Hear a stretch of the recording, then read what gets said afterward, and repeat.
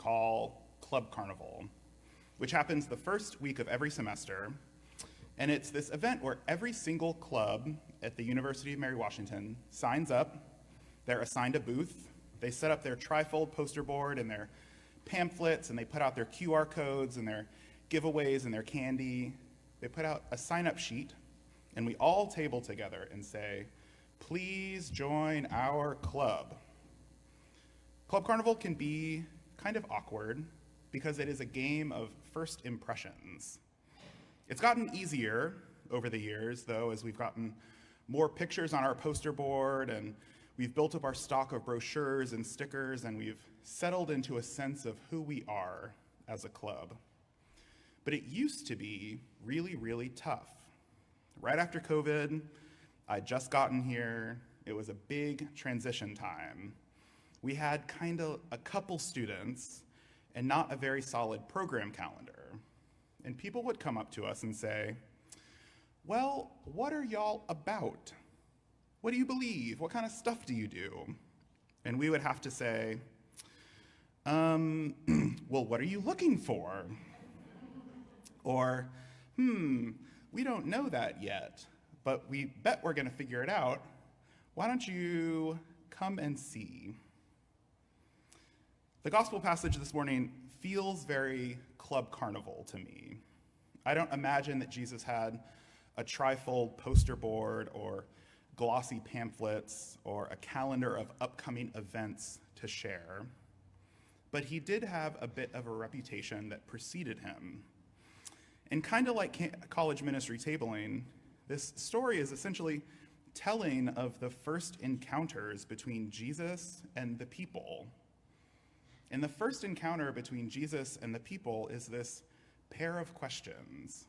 Jesus saying, "What are you looking for?" And them replying, kind of basically like, "Well, what have you got to show us?" The whole exchange feels very coy, mostly along the lines of, "Well, we've heard John the Baptist say quite a lot about you," and they imply that they're looking for a teacher or a Messiah. But he kind of doesn't really tell them what he has to teach. He just says, "Come and see." We don't feel clear, really, what Jesus has to offer yet, or what these people are looking for, just that they're looking for something. But I imagine that at that time, just as it is in this time, in the midst of a world that feels as broken and as confusing as it ever has, I imagine that we might immediately recognize this feeling that the disciples have. I think, whom among us isn't looking for something, though we might not quite yet know what it is? Or I think maybe, whom among us isn't looking around for a teacher, or a leader, or an adult, or a Messiah who can tell us, who can give us some clarity, who can tell us what's going on in the world, who can tell us what's going to happen to us, about what we should do in the midst of it, about how and if everything is going to turn out okay. We're looking around for somebody who can tell us about the nature of evil, maybe, and how we resist it. I'm looking for somebody who can help me feel righted in a world that can feel so wrong.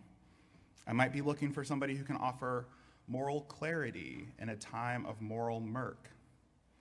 There are a lot of people out there who are trying to be those voices, who are trying to be those leaders, but so many of them seem to have a lot to gain, power or profit, for being the loudest voice, and it so often can seem at odds with that moral clarity. But my hunch would be that if you are here at church, you have already found some sense in church of rightness in the world, some sense of how to act in a world full of bad actors, some sense of belonging in a world that is lonely, an ounce of meaning in a nihilistic world. You might feel like you're still in the, "Well, what are you looking for? I don't know," phase of things. but I bet you have also found something, or at the very least, you knew where to look. So imagine you were set up at Club Carnival and somebody were to approach you and say, "What's going on over there at that Trinity church?" I wonder what you would say. I feel like there is this temptation sometimes just to let the answer be, "Well, come and see," or "Follow me." But it's helpful to remember, maybe, that "come and see" was essentially the first thing Jesus said in the gospel. And over the next 20 chapters of the gospel, Jesus explains who he is, what he believes, what he's there for, what he's asking of us. Come and see was to people who had very little context for him, who had heard a lot about him, but who were maybe still sussing out what it meant that this was or might be the Messiah. They didn't know how the story would play out or what would happen to him. They didn't know about the kind of church that would be birthed from his life and ministry. We have a lot of context that Peter and John and Paul maybe didn't have for what we're doing here. We can talk about Jesus' resurrection, his parables, about the vision that he had for the world. We can talk about the work that the church has done and is doing, what it feels like to be here, to be part of this community, and what circumstances meant that you sought this place out, found it, and found your place within it. I say all this not to say that "come and see" is an insufficient answer. It is so important to bring people here because there are things about this place that are impossible to explain. And we live in a time where an invitation to church can kind of feel like spinning the wheel on Wheel of Fortune. You never know what you're going to land on if somebody says, "Come to church with me." It can run the gamut from fancy vestments and stained glass and a high altar to like a drum set and a t-shirt cannon and a smoke machine. Every possible kind of sermon, the good, the bad, and oftentimes the ugly. Come and see can be a scary invitation if it is the beginning and the end of the invitation. And then in the midst of all of this, there are people without a church who are looking for a church, who need a church badly, and who are afraid of the invitation to church for the sometimes legitimate fear of what they might find when they show up.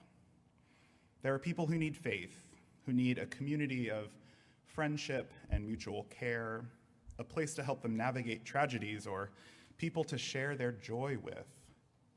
And if that is what you've found in this place, in your faith, in this church, in this community, it needs to be told. Now, it took years for us to figure out who we are over at the house, to hammer out our particular sense of mission and vision, to figure out what programs work for us, what kind of fellowship and events feel like us. And after starting with like kind of a couple students and a more or less empty house, a couple years later we have like 30 students and 20 more who are circling who might land, who've signed up to be part of what we do. So many that they don't really fit in our living room anymore, which is a funny problem to have. But here's what they have learned to say about our ministry in their time with us. Some say that they were absolutely adamant that they were done with church and not going to join a campus ministry when they got to college. And then they found the house, and somehow church felt doable again. Others say that the prevailing message of the churches of their childhoods were that there was something deeply and fundamentally wrong with them, and that this was the first ministry that they had encountered that felt like it had something else to say besides "you're bad." the first ministry that didn't shame them for having questions. Many of our students say that the friendships they've made at the house with one another kept them afloat during college, and that the safety they've created for one another is something that they have not experienced before in a church. I might add that for me, a little church ministry whose primary modes of being involve art and creativity and laughter and questions and hanging out make it a pretty fun place for me to be and to work, and for them too, I think. So if any of that interests you or appeals to you, I would invite you to come and see. But in the meantime, I wonder what your answer would be for this church, for Trinity. What does this place mean to you? What does it feel like to be here? What have you found in your faith that matters? Amen.